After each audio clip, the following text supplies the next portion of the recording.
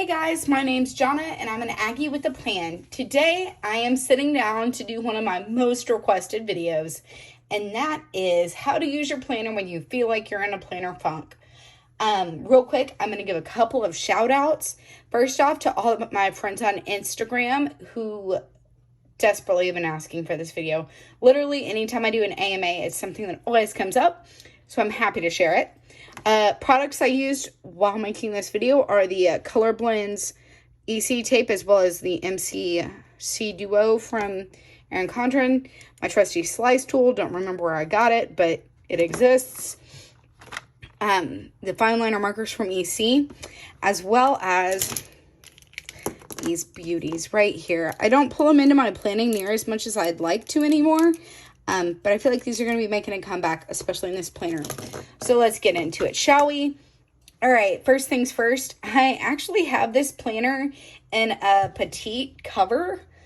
I was into the petite system for a while. I kind of fell out of it. I didn't really love the In Bloom for this year, so I decided against that decision. However, petite cover, you know your girl's got the maroon cover. Bless up. I love the fact that we get maroon options for Erin Condren things. All right, so opening it up, this is my Etta V horizontal. I literally kept this planner because it was pretty. Like, it had no place in my planner stack for 2023, really. It just, dude, like, come on. It's so pretty. And the inside, I've showed it a lot, but, like, come on. Just stunning. Anyway, so let's get into this, shall we? So the biggest tool I've seen a lot of people use their planners for, especially horizontals, is a journal type of setup. So I didn't fill any of this in because honestly, this is a mock-up spread that I did like 15 minutes ago. Let's be honest here. But nope, which has to be my favorite. Better, I did it, weekend, all that good stuff. I think this is great for when you're trying to track your moods, trying to track, what's going on in your life, and using it as kind of a memory keeper tool almost, but without the photos. You know what I'm saying? I think journaling / memory keeping is a great way to use your planner if you're not using it for a typical planner sense. Next thing on my list, gotta be honest, this one is probably my favorite, is content. Also find the joy in the journey. You can barely read the E. Don't care. Really happy about this spread. This is a spread that I would use when I'm tracking content related things. I've been trying to really work on taking my content more seriously and ensuring that I'm putting out high quality content that, you guys want to see and that's enjoyable for you. And so this is just kind of a mock-up spread. Use some of my favorite mild liners. So it's a great way to track your stats or to track what's going live when, or any prep work that needs to get done beforehand. Like after I get done filming today, I'm about to be taking pictures for Instagram. So like that's something that could easily be written down in here. Also, this yellow mild liner may be my favorite color on the planet. Let's see, does it have a number or anything? Nope. It's just yellow and it really makes me happy. Okay, that's all. Anyway, so that aside, yeah, I really love this spread. I love the color combination too. The red, the yellow, and the gray mixed with this MCC washi just makes my heart sing. I need to remember this combination because your girl really enjoys it. But yeah, so far we've talked about the memory keeping aspect. How I think that's a really great way. There are tons of journaling prompts out there. If you need inspiration on this, feel free to let me know. I'll drop some of my favorite journaling resources in the comments.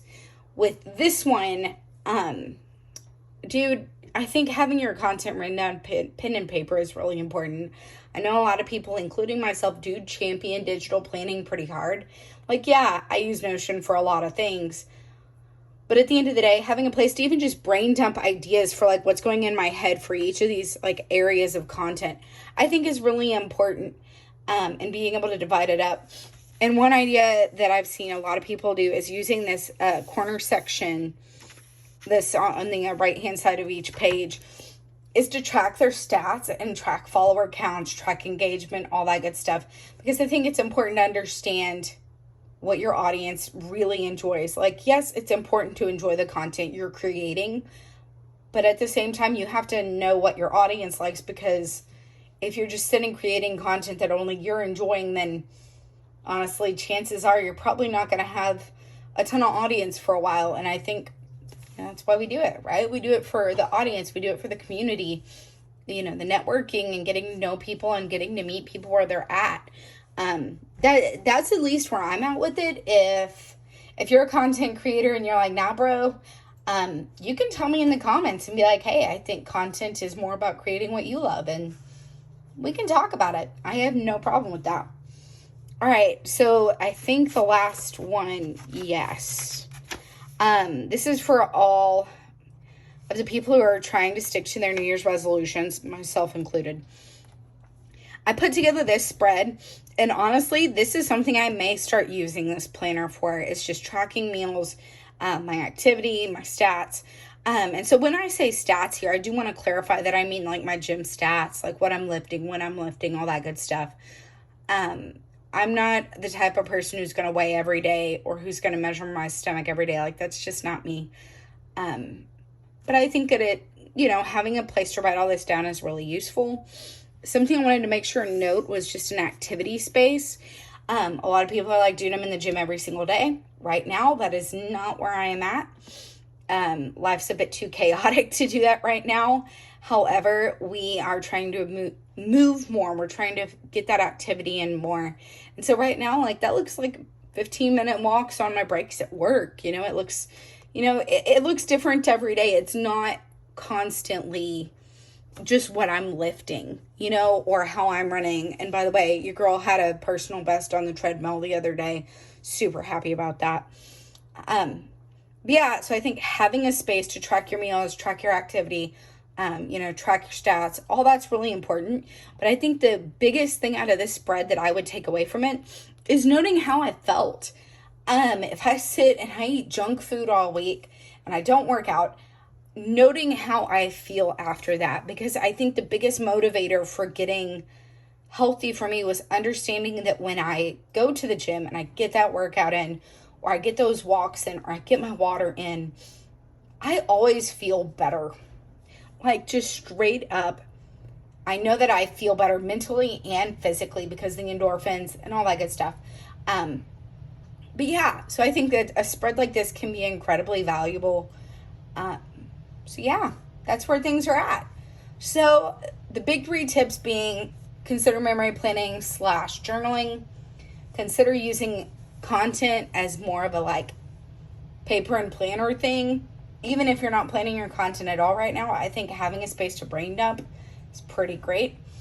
One more spread. I think this was like an actual spread, and it was literally me just tracking everything. Tracking how I felt, tracking and making sure I was getting in the gym, AM, PM routines, all that good stuff. So February was kind of a trial and error month, and I'm okay with that. I'm learning how to use this planner and love this planner to its fullest capacity, and I'm honored that you guys keep asking this question. And so I hope to update this maybe 6 months down the road, give a couple more ideas and tell you how this planner has worked its way into my heart and in my lineup. So yeah, I really hope that this video is helpful. If you like this video, please be sure to give it a thumbs up, subscribe if you haven't already, and in the notifications, my content creator friends, tell me what you think content is more about: creating what you love or creating more of what your audience loves. And secondly, if you're not a content creator girly, that's totally cool. I get that. If you just want to tell me what your favorite idea out of these was, or if I missed an idea, feel free to drop it in the comments. Let me know.